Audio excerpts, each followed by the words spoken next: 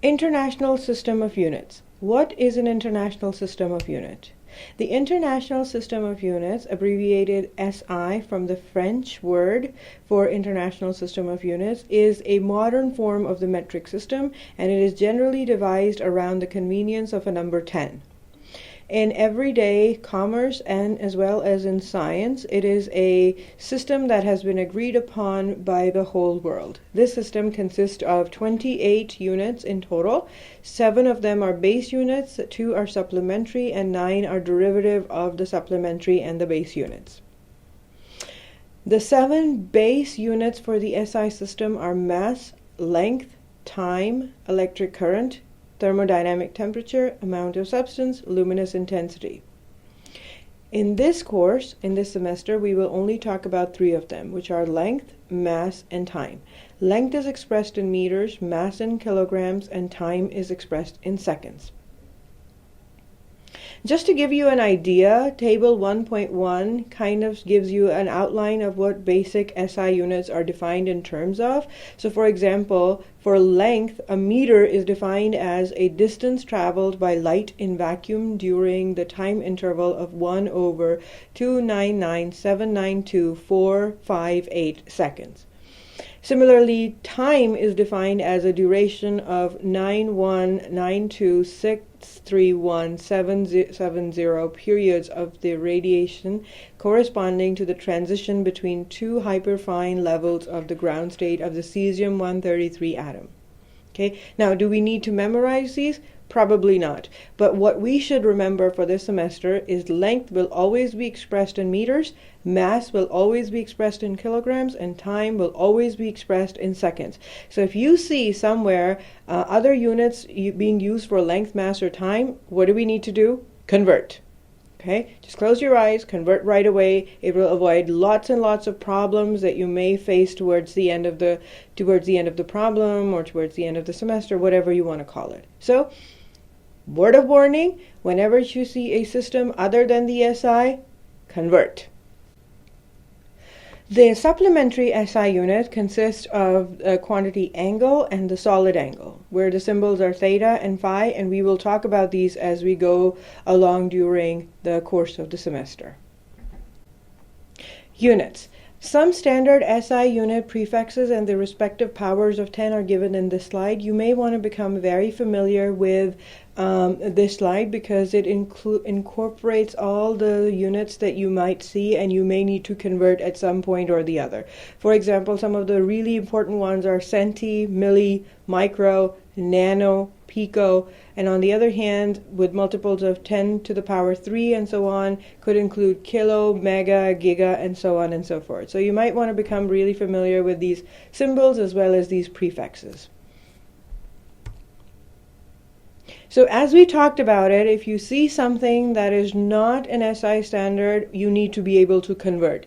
Units can easily be converted from one form to another. They are not hard to do, except they involve a few tricks that I will teach you how to do in the coming up slides. So let's look at an example of unit conversion. So buying clothes in a foreign country. Michael is an exchange student from France and he's studying in the US. He wants to buy a new pair of jeans, but the sizes here in the US are in inches. He remembers his size in centimeters, which is what he was used to in France, and he does remember that 1 meter equals 3.28 feet and 1 feet equals 12 inches. So if his waist is 82 centimeters, what is his waist size in inches?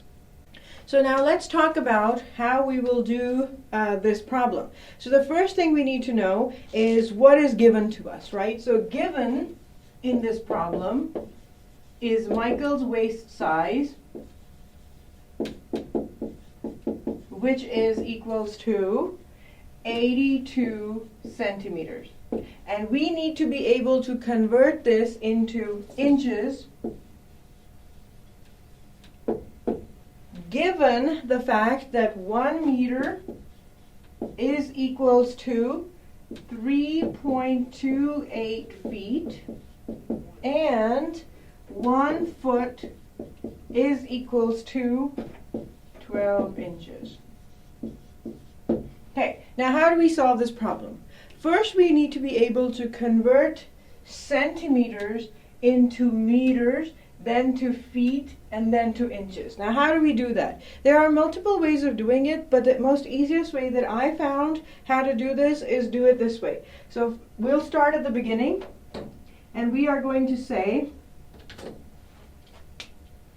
we need to convert 82 centimeters, and we need to be able to convert it into meters, right? So in order to convert it into meters, what I'm going to do is multiply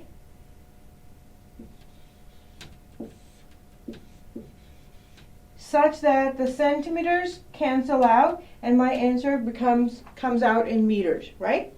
Okay, now meters is not what I want. I actually want my answer in inches. Now I know meters can be converted into feet in such a way that I can multiply meters and convert them to feet. Okay? But feet is still not what I'm looking for. I'm actually looking for inches. So what I'm going to do is convert further from feet into inches. Okay? Now, how many centimeters in a meter? Remember I told you, centimeter means 100. So that means in 1 meter, I am going to have 100 centimeters, right? In 1 meter, I have 100 centimeters, right? Okay. Also, how many feet in a meter? Okay, correct. We have 3.28 feet. 3.28 feet in 1 meter, right? Good. How many inches in a foot? Correct, 12. 12 inches in 1 foot. See how the conversion goes? Now watch very carefully what I'm going to do here.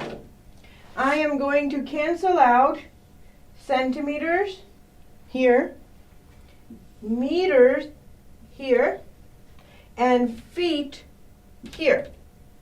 So my net answer comes out to be only in the units that I wanted to convert them in, which were inches.